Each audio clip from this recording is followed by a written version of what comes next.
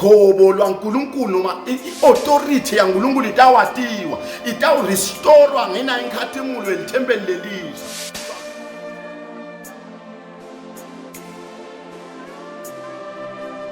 Ngiyakuvusela kubalaleli bonke, ubabukeli bonke emakhaya, wherever lapho bakhona khona.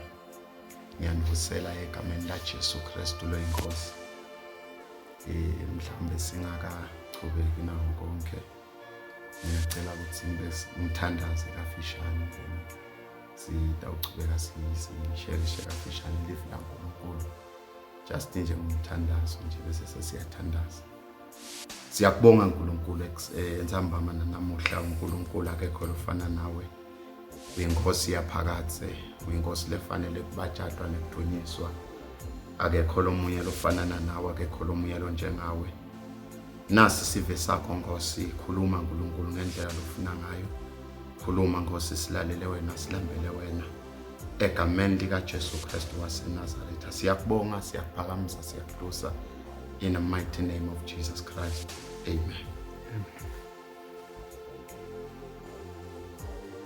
Namuhla nje kuLsondo ngitawucela kuvele ngiconze straight evini kaNkulunkulu, Haggai chapter 2. Sitawucala nje lapha evesini verse 3 na verse 4 verse 5. La kufunzeka khona kanje naye bazalwane. Ngubani losesele kini lo ayibona lendlu isenenkhatimulo yayo yakuqala? Ngine question mark, which means umbuto. Seyibuke kanjani kini nyana? Kini ayisafani nje nelite. Kodwa ke verse number 4. Kodwa ke nyalo qinani wena Zerubabeli nawe Joshua, umsa waJehoshadaki, umpristi lomkhulu. Qinisani nonke nebantu balelive. Kusho Simakadze, sebentani ngoba mina nginani. Kusho Simakadze longisomali. Amen. So bazalwane, entsambama namuhla ngicela nje ukukhuluma about the latter glory, noma ke inkathimulo yethempeli lelisha. Siyathi ukuthi umpostoli Paul ubese usembulela kahle ngelithempeli, uma sekade embula asetshenziswa ngumoya, uthi lo mtimba lesikuwo ulithempeli laNkulunkulu. Manje wazalwane, ngifuna ukukhuluma about lenkathimulo, the latter glory, lenkathimulo yelithempeli lelisha. So siyathi ke bazalwane ukuthi la sifunda khona Zerubabeli waniketwa umlayeto uNkulunkulu ngokuthi akakhele ithempeli ngesizathu sokuthi abantwana bakaIsrayeli bebase captivity. Then ke Zerubabeli lithi ke leBhayibheli nawufunda lithi Zerubabeli uma kaqala kulakha lelithempeli walakha driver noma ahamba ngalomlayeto lamthume wona uNkulunkulu. Then uma kusachubeka iBhayibheli liveta ukuthi Zerubabeli wafikelwa ukhathala. Then ezikusachubeka ke asakhathala banaye Joshua. iBhayibheli liveta ukuthi uNkulunkulu wase uvusa umprofeti Zakaria. Ngulapho ke sibona khona ukuthi vele lenkhathimulo yalelithempeli lekuqala, lenkhathimulo yanakuqala kubekwa sitini salelithempeli beyinkulu compared to lenkhathimulo makusachutshekwa, ngoba uthi umpostoli Paula usithatha kuleli lizinga lenkhathimulo asibeke kulelinye lizinga lenkhathimulo. So lala sifunza khona ke ngenteka angikhulume nawe mlaleli ekhaya noma mbukele ekhaya, angikhulume nawe ngenteka ukuthi kube nesimo lapho khona uNkulunkulu akuphakamisa, lapho khona uNkulunkulu akubusisa, labanye babusisekile. Angikusoli ukuthi mhlawumbe ngeke wathi ukuthi indlela yakho yephumelela nekubusiseka yaqhamuka kanjani, ngoba uNkulunkulu uyakhetha enkathimulweni yakhe ukuthi angasebenzisi luqobo, asebenzise yena mathupha. So njengemvula umayina, imvula mayina inela wonke umuntu. uNkulunkulu akakasebenzisi uqobo kukhona ukuthi ine ngoba sekutandaza umfundisi, but kukhona ukuthi ine nje imvula ungakayilinzeli nanapha. Inisele kamthatha, inisele kakuphi, inisele everywhere. That is his glory without anyone. So nalana ke lala sifunda khona bekungile nkhatimulo yakhe uNkulunkulu angakaveli emandla netikhwepha taZerubhabheli. Then kwanela ukuthi kuvele emandla netikhwepha taZerubhabheli angasa appreciate waleli phimbo leli mdrive waqala kwakha leli thembele kube kungatiwa nekuthi sive saka Israel sitawukhululwa kanjani. So uNkulunkulu ke wasuthumela Zakaraya sekadziniwe Zerubhabheli, ngoba angikutshele namuhla ngaphandle kwenkhathimulo yaNkulunkulu utawukhathala, ngaphandle kwepresence yaNkulunkulu kuko konke lokwendako utawukhathala. So nangu Zerubhabheli lenginikhothela yena namuhla lekuyindvodza lebeyithembekile, yathenjwa amazulu, yathenjwa uNkulunkulu, but yalahlekelwa ngulelifu lebukhona baNkulunkulu. Yasisebenta ngoba naku vele ithunywe kusayisebenta. Bazalwane namuhla akube nayo iself introspection, umuntu atihlole yena uthi lo mbhali dihlolisiseni nini ukuthi nisebake yini na, dihlolisiseni nini. Akube khona iself introspection letawuthi mina ngabe vele ngisahamba ngayo yini lenkatimulo yaNkulunkulu, ngisahamba ngayo yini le authority yaNkulunkulu, le presence yaNkulunkulu kulokushumayela lenkwendako, kulokuhlabela lenkwendako, kulokusebenza lenkwendako, ngisebenza bukhona yini lokukhona baNkulunkulu. Am I happy? Am I satisfied? Liphimbo laNkulunkulu lisakhuluma yini kimi kuloku lenkwendako. So lala sifunza khona ke kuZakaraya ke ngicela ukulikhotha ngenxa yesikhathi, ngicela ukulikhotha ukuthi kuZakaraya chapter 4. Then Zakaraya so yaprofeta ke kuZerubhabheli uthi hey yeZerubhabheli angikutshele naku lokubuya enkosini, lenzaba yekwakhiwa kwaleli thembele ayiyi ngetikhwepha takho Zerubhabheli, ayiyi ungathi Zakaraya uNkulunkulu mente wabona ukuthi lento ayicalanga ngetikhwepha, lento yacala ngenkhathimulo nebukhona nekwesinza kwaNkulunkulu, which is his glory. So uyabona ke uNkulunkulu ukuthi no, lo muntu njengoba sekaphelelwe ngemandla lo angithumele ke lengcebo. So leli Bible ke liveta ukuthi uthi ke Zakaraya akuyi ngetikhwepha, akuyi futhi nangemandla. Angikutshele Zerubhabheli ukuthi kuya ngamoya wami nangelivi lami. So ngalamanye amagama, what I've spoken to you and the divine presence which is his spirit upon you Zerubhabheli, that is the thing that drives you ukuthi uthathe yonke imaterial uyowakha ithembele abe sive saka Israel sikecaptivity singakaphumi. So bazalwane ngikhumbule ukuthi ngifuna ukukhuluma ngenkathimulo yaleli thembele lelisha.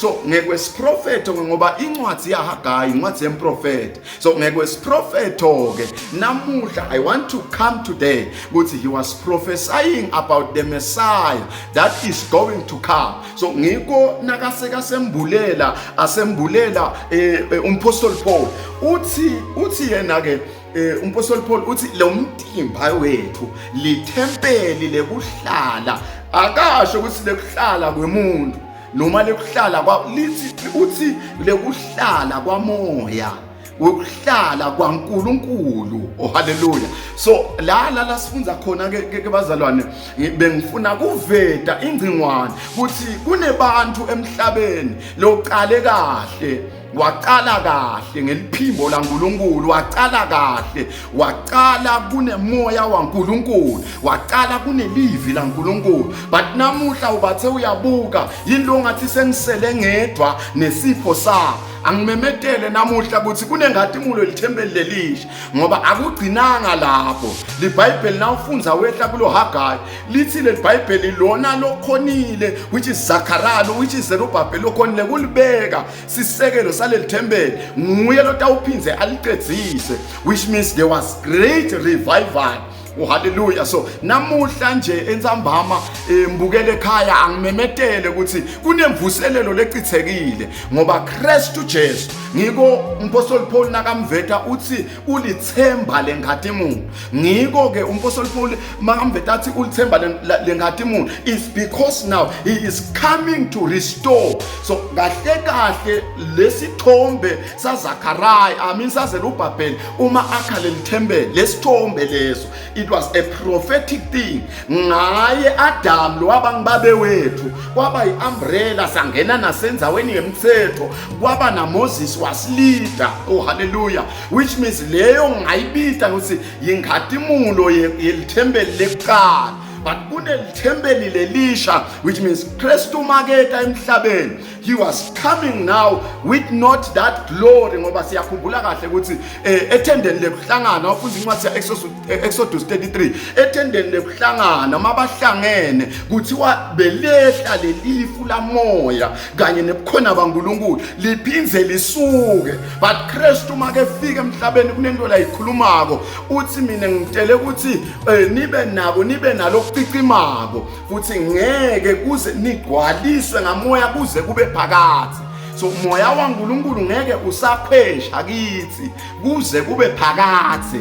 Hallelujah. So sine nje kwethu kuncane ukuthi masimvuma Jesu ukuthi nguye lo lithemba lenkhatimulo sine si free. Hallelujah. Ngoba nguye lo lithemba lenkhatimulo si free ukuthi singangena aze ngakhumbula inyelaka makabethelwe esiphambanweni asacrifice ngemtimba wakhe nangako konke kuze ukuthi sine sife emtimbeni welithembeli lakuqala. Hallelujah. Singene emtimbeni welithembeli lelisha lokungumtimba wakomoya. Uyabuta lenyelanga ubuta Nicodemus uthi umuntu abengangena njani esibelethweni samake wakhe aphinza ayotalwa kabusha. Uyamtshela lona ukuthi hayi uyatalwa ngemandi, which is ngumbhabhatiso wekufa nekuvuka kwaJesu. Uyatalwa nangemlilo. Hallelujah. So lamanda aphinza mele the blood of Jesus. Uyatalwa ngekuchitheka kwengati yaJesu. So thine satalwa sase siniketwa umtimba lomusha. So lokwekuthi ke sibe situkulwane sekuveta ingatimulo lesezingeni leselehlukile, it is because of Jesus. Jesu make fika akazange hallelujah akazange aqhamuka nengatimulo lephelayo ngoba usitshele emagama uthi lo moya lasishiya nawo utawuhlala kithi kuze kube phakathi. Kanti manje nakakhuluma naZakaraya uthi uNkulunkulu kuZakaraya yeZakaraya. Hallelujah. Uyibonile masilengatimulo elithembeli lakuqala. Hallelujah. Niyalo seyinjani ngatimulo ngalamanye amagama uthi eZakaraya lulabuso seyikhweshile lengatimulo. Lulabuso sewuyatisebentela wena angisekho mina. But nake fika Jesu uthi moya waNkulunkulu uyawuhlala kunye nathi, uyawuba ngumduduthi wethu, uyasiholela kulo lonke liqiniso. So let me tell you, this is a time of his glory.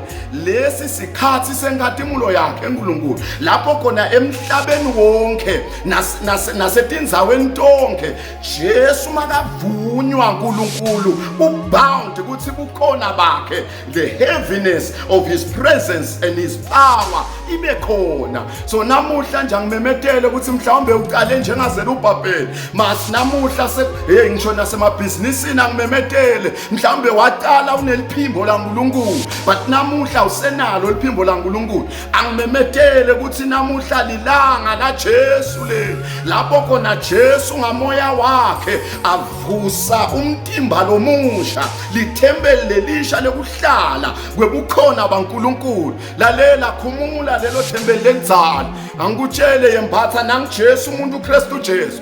Hayi uthi umpostoli Paul encwadini yabaseFesu khumulani umuntu lomdzala lo alahlwa ngenxa yesimilo. Hallelujah. Sakuqala but angimemetele namhla kungenteka ibhizinisi yakho ifile ngenxa yesimilo lebe sidzinga ngoba ingatimulo nayehla ikunika similo thini zalahleka lesimilo leso noma le character leyo nengatimulo ibhani ukuthi ingabonakala. but angikutshele namuhla noma tento takho letibi lotendile wa-introduce labanye bonkulunkulu, wa-introduce lokunye loku-replace uNkulunkulu. Angimemetele namuhla kuthi lilanga lekuthi siphinde siyibheke le Nkosi, siphinde simbheke Jesu ayinkosi alithemba lengadimulo. Oh hallelujah, ingadimulo yelithembele lelisha seyivele ifikile Kristu Jesu. Uthi ke yena lo moya lona, praise the Lord, uthi lo moya lona uyawuhlala nani. Oh hallelujah. Ngiko Jesu manje akakhuluma nebafundi bakhe uthi yeni nina nginishini nodwa, but ukhona umduduthi lenginishiya naye. Umoya longcwele uyawuhlala kunye nani, uyawunikhomba ukuthi yini lefanele, uyawunikhomba ukuthi yini liqiniso. So angimemetele uthi Kristu Jesu mina ngiyidlela neliqiniso nekuphila. So labanye mhlawumbe ba confused namuhla ukuthi how can I maintain the presence or the heaviness of God in my life? Let me tell you, it is only about the Holy Spirit and His Word. Ngo athi ku Zachariah, Zachariah ayiyi ngetikhwepha nangemandla lenzaba, but it's about the Holy Spirit and about His Word. Angutshele nabe boso uyekele kulihlonipha liphimbo laNkulunkulu, lokulivi lakhe liphimbo laNkulunkulu, lokukhuluma kwakhe. Mhlawumbe beka uyakhuluma phela uNkulunkulu, akhulume nange baprofeti, akhulume nange maphupho, akhulume ngelivi lakhe, akhulume naye with an audible voice. Nangabe bese kulahlekele lokho, angimemetele namhlanje isikhathi sekubuyela. Nawufuna kuyibona inkhatimulo yaNkulunkulu, nawufuna ukubona kwesinza kwaNkulunkulu, mbukele ekhaya, angikutshele ukuthi ukhona Jesu, ukhona Jesu. Livi lakhe hayi kuthiwa laphefumulelwa, which means nalo lelivi alihambi lodwani, namoya kahambi edwani. Lento ibambele kuzidvose inkatimulo lomhlaba lo bazalwane ngeke sawukhona ngeligcobo lethu kuphela, but angimemetele ukuthi singawukhona lo mhlaba inkatimulo yakhe, ngoba inkatimulo yaNkulunkulu ithi yona it's about me and the authority. Hayi lokhu ngichazako ngenkatimulo yaNkulunkulu ngilokwe ukuthi sitawathi emagunya aNkulunkulu asemkhathisini wena, ngoba ngelugcobo siyawathi emagunya aNkulunkulu asebenzisa umuntu, but ngemagunya aNkulunkulu, oh hallelujah, asikabi nekwembulelwa kahle ngoba lugcobo lichithekile emhlabeni, lusebenzisa noma ngabe ngibani. Labanye sesize siyabapraise, but angikutshele namuhla ukuthi lugcobo lwaNkulunkulu noma i-authority yaNkulunkulu itawatiwa, itawurestorwa ngena inkhathimulo elithembele lelisha. So akube nemuntu namuhla engawuthandaza naye, ngiyacela mbukele ekhaya, ngicela ukuthandaza nawe namuhla kwekuthi hayi uthi Nkosi ngiyacela umvuma lo Jesu njengelithembele lelisha, ngiyacela kumvuma lo Jesu njengendoda lekhumula umuntu lomzala ilethe umuntu lomusha. Lo muntu lona kuthiwa utaba lithembele kuhlala kwamoya, which means the heaviness and the presence of God is going to dwell in that person. Oh hallelujah. Lotawuvuma nje Jesu ukuthi uyinkosi nemsinzisi wekuphila kwakhe, namuhla ngikutshele ukuthi automatically ingathumulo yaJehova ibound ukuthi isebenze emndenini wakho, ingathumulo yaJehova ibound ukuthi isebenze even nasemsebenzini, ibound ukuthi isebenze even nasebhizinisini yakho. Angikuchazele, oh hallelujah, lokuthi uNkulunkulu akakayekeli, akakasibukeleli, solo uthando lwakhe lumele everyone lotawuvuma Jesu. Wamvuma nje Jesu ukuthi abe inkosi empilweni yakho. Kunemuntu lomzala, kunelithembele ngathimlo lenzala lelikhishwako lemhlawumbe ngendeka sowagive up ngoba sowuwembethele ngathimlo lenzala, ngendeka sekaze walahla even nemaphepha akho awusakhona ukuapply. Labanye mhlawumbe ba-apply baze batsinwa kanti bebalivile liphimbo laNkulunkulu. Angimemetele namhla there is great restoration. In Jesus there is great restoration, there is great transformation. Tingashinja tinto, tingaguquka tinto empilweni yakho. Tingashinja tinto, tingaguquka empilweni yakho. Namuhla nje ngicela ukuthi sithandaze, ngicela kunilida kunake magama kuloyo lovako emoyeni wakhe ukuthi ngiyayidzinga le ngadimulo. Yebo sebangithandazele bomduduzi bafikile, they prayed for me. Bafikile bafundisi with the great anointing. They prayed for me, but nothing has changed. Let me tell you, if there's nothing that has changed, you need his glory. You don't need any anointing now. Now you need his glory. Udzinga nje kuvele enkulunkulu kulesimo. Kunebantu manje lengikhuluma nabo bayile enyangeni baya kulaba nemandla baya lena le. There was anointing that was happening there. Kunengi lobe kwenteka abantu basebenzisa lidobo lwabo. uNkulunkulu abasebenzisi but angikutshele namhla ukuthi nangabe lesimo singashintshi udzinga inkhatimulo yaNkulunkulu. Udzinga the presence lobukhona nekusinza kwemandla kaNkulunkulu wena yakudzinga empilweni yakho. So I want to pray. Ngicela kuthandaza nalona lothi angizange nje sengimemukele Jesu kusukela nje ngatalwa ngizange sengimemukele Jesu. Ngicela ukuthi sithandaze namthandazo sikanye kanye. Ngicela uthi Nkosi Jesu ngena enhlitweni yami. Ngiyakwemukela njengenkosi. Ngiyacela ukuthi ngisathatha uhambo lolusha. Ngisathatha impilo lesha. Ngicela ukuthi ungivikele. Ngicela ukuthi uhambe nami.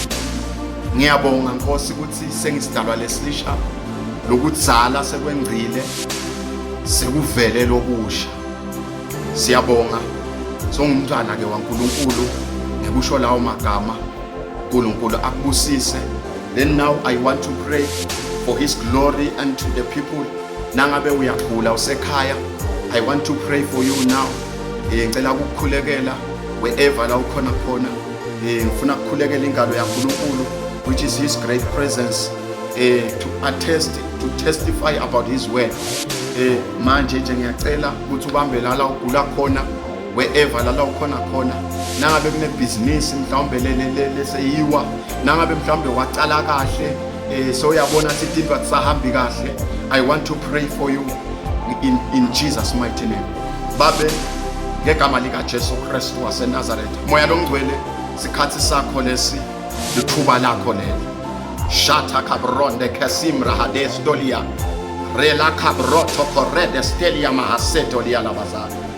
I pray Lord for your presence. Heal Lord that person, my Father, in the mighty name of Jesus Christ. Philise uNkulunkulu ngegama lika Jesu Kristu waseNazaretha. Nangi yaNkulunkulu eklone manda ibhizinisi yakhe kadema. I pray, my Father, for the great restoration in the mighty name of Jesus Christ. I pray, my King, for your power in Jesus' mighty name. Nangi yaNkulunkulu eklone mandla lomunye mhlawumbe kugula kwamphatha kusukela ngegama lika Jesu. I pray for your presence, my Father. I pray for your glory in the mighty name of Jesus Christ. Uthi hayi uNkulunkulu lenkhatimulo elithempeli lelisha ngeke isafana nenkhatimulo elithempeli lakala. Mhlawumbe uzamile Nkosi ngalokwa nangalokwa akakutholanga kuphila, but ngiyamemetela namuhla ingalo yaJehova iyaphakama egameni lika Jesu Kristu waseNazaretha. I pray Lord for your power. I pray Lord for your glory in the mighty name of Jesus Christ. Fill Lord each and every one nangi ngoswakwemukela kadzeni mugwalise ngamoya wakho uNkulunkulu kuze eve mandla enkhatimulo yakho. We pray Lord in Jesus mighty name. We give you praise. We give you glory. Amen and amen. Siyabonga kakhulu. Siyabonga. Abathi hlangana uzameleka ngalendlela. We believe that you are blessed bazalwane.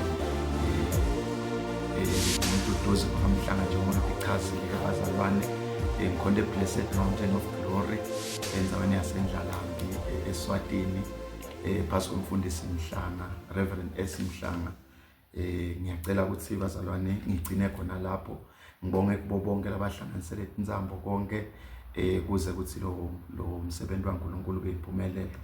Amen. God bless you everyone. Amen.